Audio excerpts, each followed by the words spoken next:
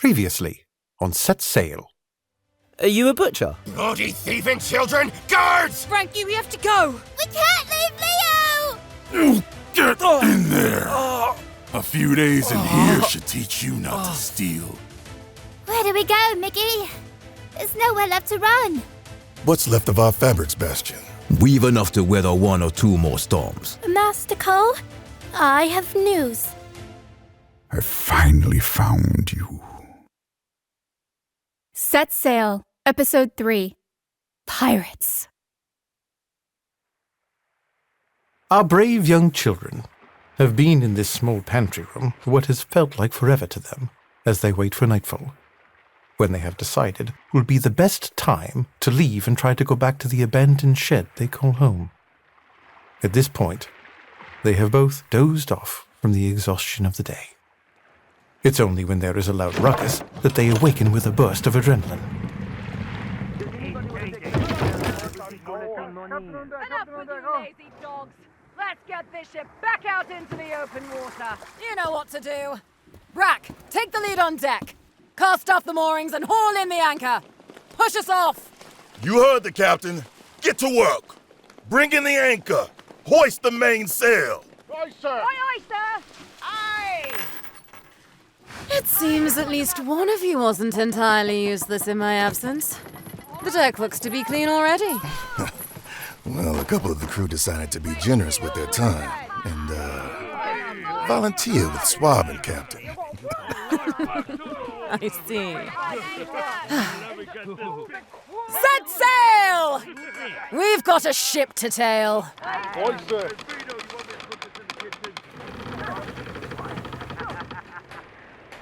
Mickey, what's going on? I don't know, Frankie. Sounds like they're pushing away from the dock. Well, what do we do? We're supposed to go home. Leo. How are we supposed to get off this bloody ship and find Leo? They sit in tense, panicked silence for a bit as they listen to the cacophony of sailors push into deep, open water until the sounds finally calm down. Mikhail, having drawn in on himself from this overwhelming circumstance, pays Frankie no mind as she quietly crawls out from behind her barrel in this cramped room and ever so carefully cracks open the door to take a peek. Mickey, Frankie! What are you doing? look. The ship's deck is full of people of all kinds. Some with black hair, some with brown or red, some with none. There are both women and men, and some questionable. There are about 80 crew members, all in varying states of dress. There are those that are dressed finely, as if they were just attending a meeting with the Duke. And then, there are those that look like they just came off the street, begging for coin. All in all, the first horrific thought that came to Mikhail's mind was... Pirates! Pirates? Pirates! Get back! Close the door! Mickey? Oh, don't be such a scaredy cat. We're on a pirate ship. Can you imagine? You and me wearing marvelous hats and adventuring and taking treasure and sword fights.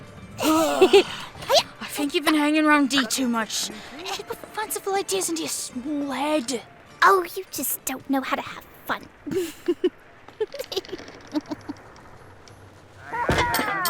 All right, you have-wits! Food's on! About time! I'm bloody starving! Stop there first! Yarr! Says who? I need my energy! Told me after I showed up your arm today. But you're just gonna get all the best bits. Best bits for best member of crew. I don't know about that. I remember that when you need me to give you Cloud 9 elixir. Go right ahead. That's what I thought. Tressie? I need it to sleep. All right, enough fighting. Get in line.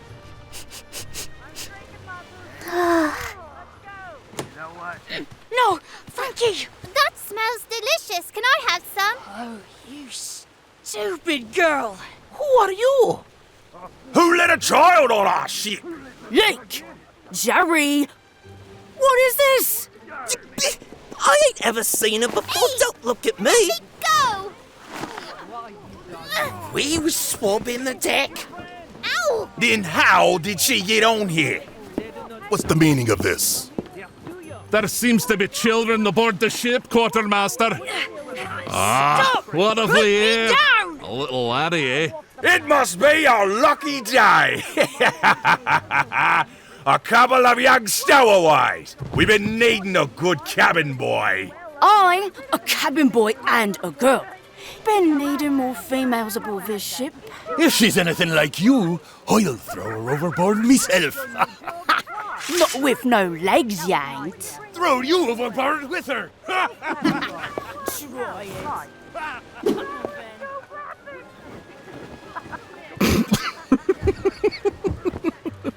It's bad luck to have a girl on board.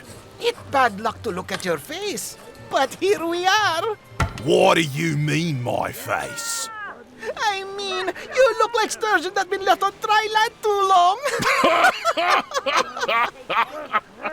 Oh, the dog is no wrong. I never wrong. You know what? Oh, forget it. I stand by what I said. It's still bad luck to have a girl on board. I'll remember you said that, Vito. Anyway, it's too late now. We're already underway. So, about the food. What's all this fuss about, Brack? Captain, we have a couple of young stowaways. And how are we just now finding that there are children aboard this ship? That's exactly what I was wondering. You there. What's your names? The name's Frankie, and this is my brother Mickey. Frankie, hush. What? Well, Frankie, by the looks of you, you and your brother haven't had a decent meal in a while. Captain, I don't think that's... We are nothing if not hospitable, Vito. I am Captain Liahl. Mickey, would you like to eat? My name's not Mickey. So you are hungry. Mikhail looks down towards his feet, feeling the hotness of embarrassment heat his face. Frankie, with her big, round eyes, looks up to the finely dressed captain with surprise and hope. They haven't eaten since 2 days before. Brack, Vito, take them to the kitchen. Make sure they get their fill. Then bring them to my office. Aye, Captain. Food?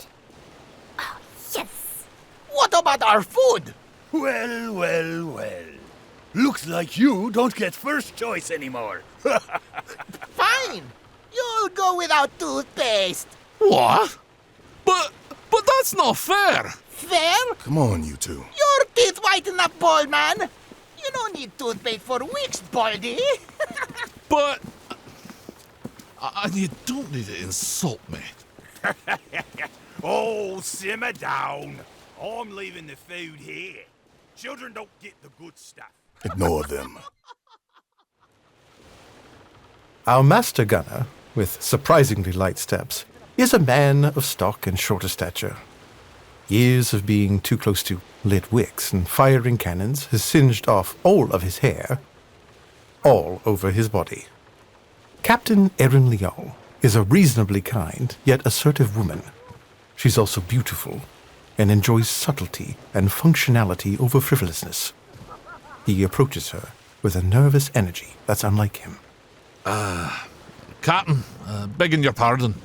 Yes, Waverly? Now, you know me. I'm not one for questioning anything, but... But?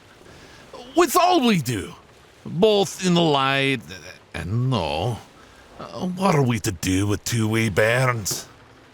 I haven't decided yet. Maybe we'll put them to work, maybe throw them overboard. Then again, they may prove useful. Aye. What do you think we should do with them, Master Gunner Waverly? Well, I mean, I dinna ken, but they be so wee and scared. Scared? The girl didn't look all that frightened to me. At all. She has a fire in her, I can tell. The boy, on the other hand, he may be more trouble than he's worth. Aye. She seemed to have some, well, I mean, to say that the boy, he was just, well, you know. Was protecting his sister from nasty sailors. Aye. Perhaps that's because they saw you and Vito first? Well, now, Captain, I may not be pleasing to the eyes, but I'm not as frightening as Vito.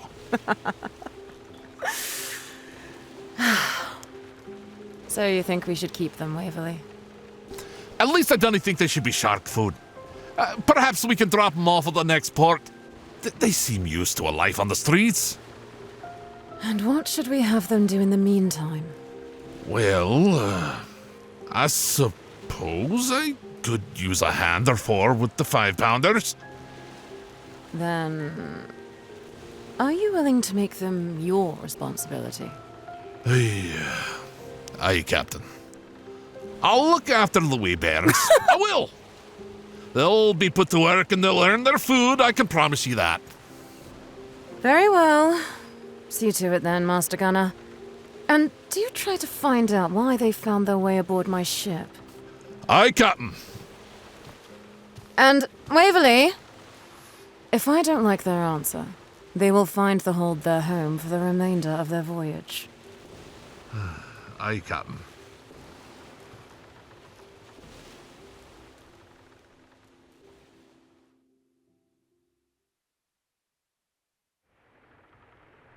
The apron-wearing Vito smiled at the two children, his grin accentuating his dark, bushy moustache and bald head. Frankie and Mikhail only now noticed the mounds of scar tissue on his right arm, as well as his limp, as he brought 2 bowls of steaming stew to the table. All right, eat up while it's hot. Oh, I haven't eaten in days. I'm so hungry. Thank you. Ew.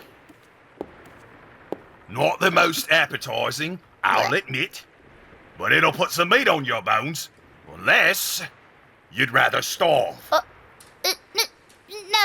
I'll eat it. Eat your fill. We'll be meeting with the captain when you're finished. You best hope she deems you useful.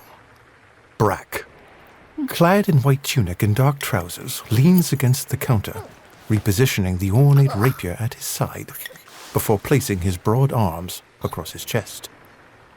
We need to go back home. Oh, yeah? And where's that? Treen, our parents will be wondering where we are by now. But Mickey, ow! As I was saying, they'll be worrying about us, so it'd be best if you took us back. You'll have to come up with a better lie than that, boy. You see, I don't believe you even got parents. Skinny, in rags, covered in filth. Nah, you're both street urchins. We're not street urchins! We'll see about that. But I wouldn't bet on going back if I were you. The captain won't be too keen on turning around because some kids boarded the wrong ship. Oh, you're a pirate!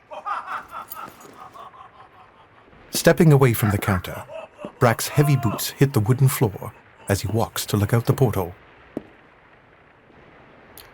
We're merchant sailors. Merchants don't talk the way you all do.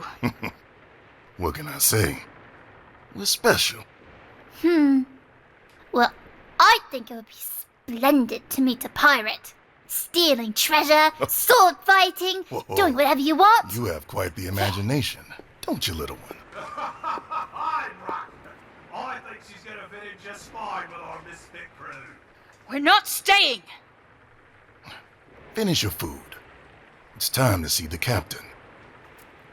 As the children ate their meal in silence, Mikhail, riddled with anxiety, pondered how to get him and his carefree sister out of this situation. Frankie, on the other hand, grew excited at the change of scenery. Finished with their thick soup, Brack, Mikhail, and Frankie made their way back up to the main deck, passing by a cat under the stairwell that is busy hunting a small rodent. Mikhail takes notice of the crew on the deck doing various jobs. He notices some wear ragged clothing and look haggard, while some others look clean and wear nicer clothing. He becomes frustrated with his confusion and with Frankie looking to be in awe of the ship itself. Finally, they reach the captain's quarters. Ah, Brack. They didn't give you any trouble, I hope. Nay, Captain. No trouble at all. Good. Now, Frankie, was it? Yes, ma'am. You will address me as captain on my ship. Oh. Aye, Captain. And as I recall, your sister called you Mickey? It's Mikhail. All right then, Mikhail. What are you doing on my ship? Well, if you're not going to answer me, I must be safe to assume you're a liability and simply toss you overboard now. See how you fare with the sharks. It was a mistake. We were playing hide and seek and lost track of time, that's all. And I suppose you expect me to believe you. Mikhail shrugs his small shoulders as Captain Liahl narrows her eyes. Frankie fidgets with her thumbs, not meeting her gaze when she turns it onto the young girl. Right. In any case, we will not be turning around. I'll drop you off at the next port town and you will have to find your own way back home. But that's impossible! How are we supposed to— Whether you live or die is none of my concern. But as it stands, I have goods to collect and no time for grubby children. He'll be under the care of my master gunner until next port. Since he was so kind as to extend his care and take responsibility of you, you best do as he says. You'll work hard to earn your keep. You'll not complain. Not even about the food. Oh, you mean we get meals every day? Yes. You will have 2 meals a day and you will have a spot to rest. Wherever Waverly places you. Oh, thank you, Captain. Now go before I change my mind. Brack, find Waverly and have him show the children to their sleeping quarters. Aye, Captain.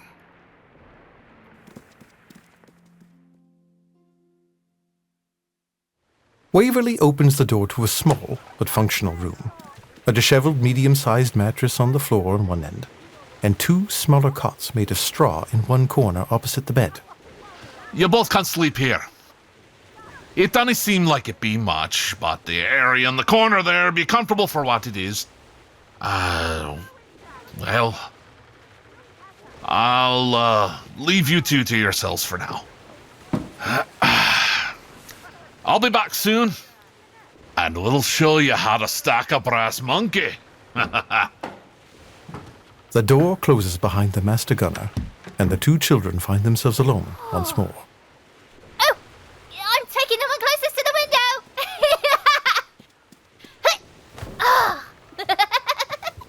We're not staying. Why not? 2 meals a day, Mickey. You heard the captain. We don't have to steal. It doesn't matter, Frankie. We have to find a way off the ship and soon, otherwise we'll be in a new port with no way to get home. What home, Mickey? We don't have a home. No, but we do have a brother. Did you forget about Leo already? No, Mickey, I didn't. But, I mean, do you think Leo's okay? I don't know.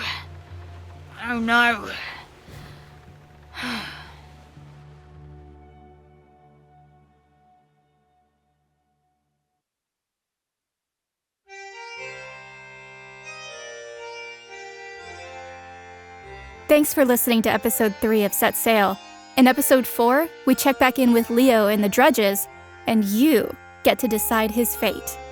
Does Leo accept his life as a prisoner, or does he attempt a jailbreak with the crazy old man? Cast your votes by the deadline listed in the description. Yo-ho, me hearties.